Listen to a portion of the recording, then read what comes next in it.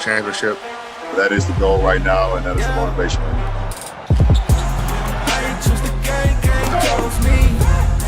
LeBron James delivering. I'm a champion, I need some trophies. AD Dynamite. I got what it take to be a champ.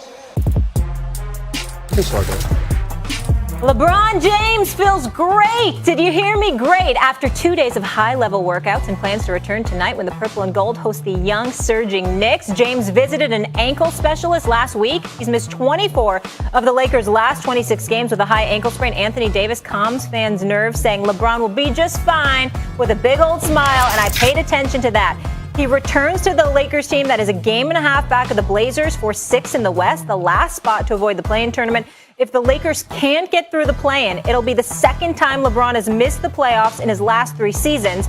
That after 13-season streak of making the playoffs each year. We're talking postseason. Chris Canty, tell me this. Does LeBron pass MJ? Here we go, everybody. Does LeBron pass Michael Jordan, his airness, the GOAT, if they repeat?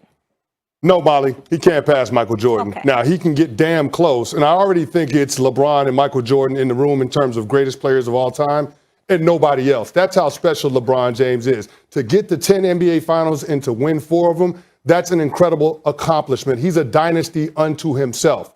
But I don't think he can eclipse Michael Jordan, and here's why. When it comes down to being at your best, when your best is required, Michael Jordan is 6-0 in the NBA Finals, and he's never let an NBA Finals series get to a Game 7. Now, I get it. I understand what happened in those other years that Michael Jordan didn't make it.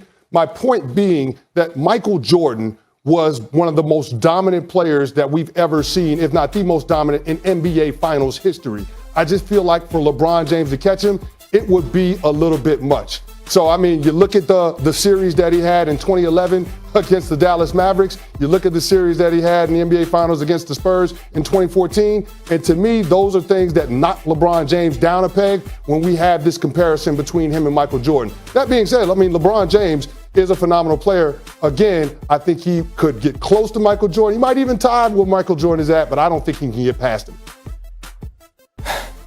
Stephen A. brought this up last week.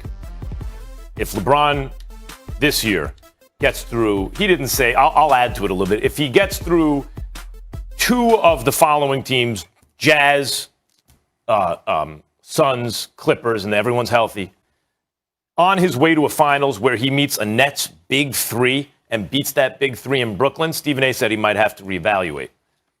I'm with him. Now, I don't expect him to. That's one of the reasons I'd have to reevaluate. I don't think that anyone's going to beat the Nets' big 3 if those guys are playing together. All 3 of them. They're all healthy. I don't think they can do it, but that's the point. That would be the second time in LeBron's career that he slayed the monster.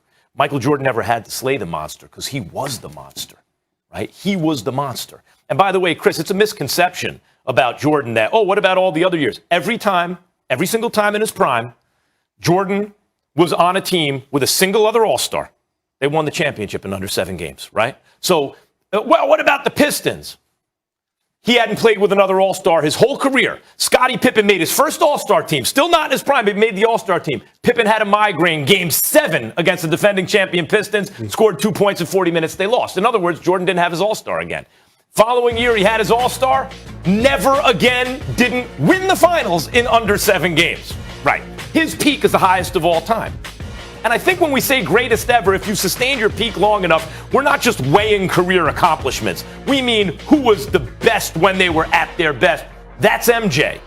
But at a certain point, if LeBron is coming close enough to MJ's peak and sustaining it 3 times as long, if LeBron, for the second time in his career, remember, I don't think he'll be able to do this. That's why I have to give it to him if he does.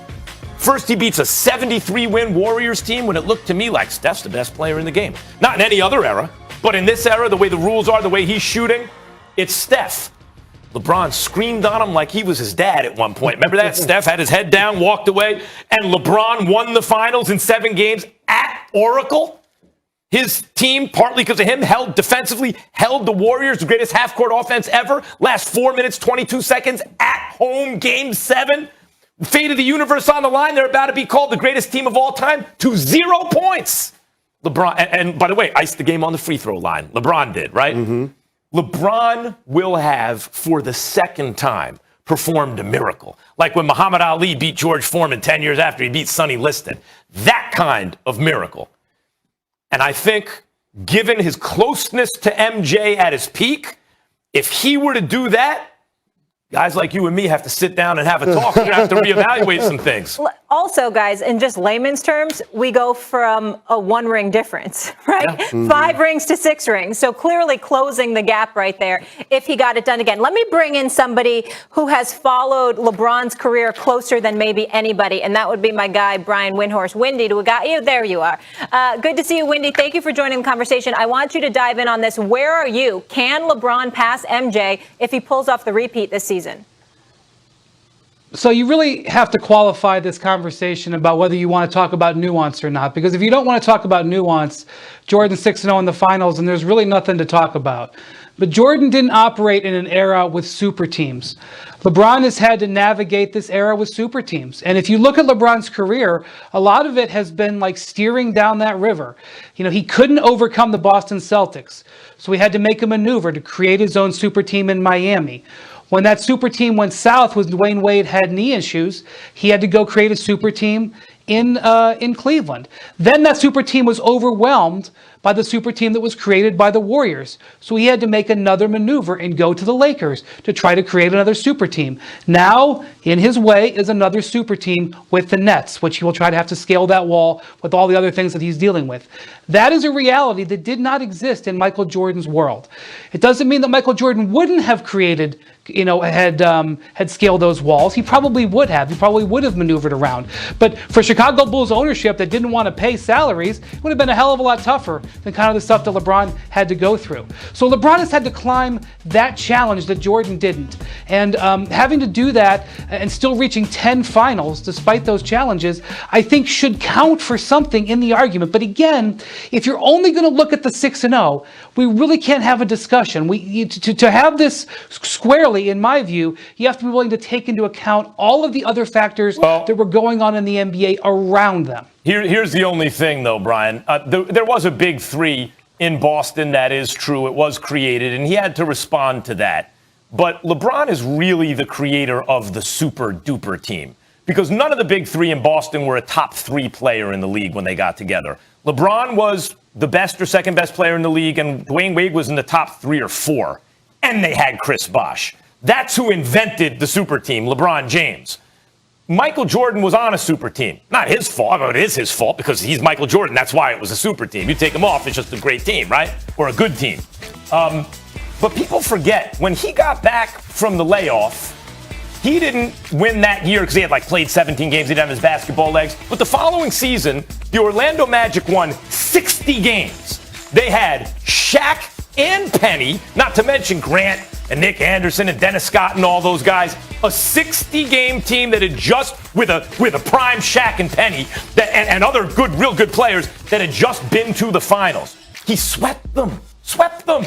The Seattle Supersonics were, if they weren't a super team, they were the next thing to it. They had multiple high-level all-stars and multiple high-level starters on the same team, which is why they won 64 games that year. They didn't go 7 games. It's a little bit overstated that Michael Jordan, his first title came against the Lakers, right? Didn't Magic win the MVP that year? The Lakers. What'd they get it in 4 or 5? I'm already forgetting. It might have been 5 games. It's not like if you look at the Utah Jazz that Jordan used to bounce, how much different are they than the Spurs that won 5 championships? They had Karl Malone and John Stockton and Jeff Hornacek. We got to leave it there. They never went Windy brought up a great point about super teams, and if we're going to hold that against LeBron because he did orchestrate super teams. Them. Yeah, and if we're going to hold that against him because MJ didn't orchestrate them. So obviously, we know this debate is not over, far from over. We will continue it. Windy will be back with us in a minute. Some other things to get into in case you thought he brought the heat on Twitter last night. Wait till you see him live and on First Take in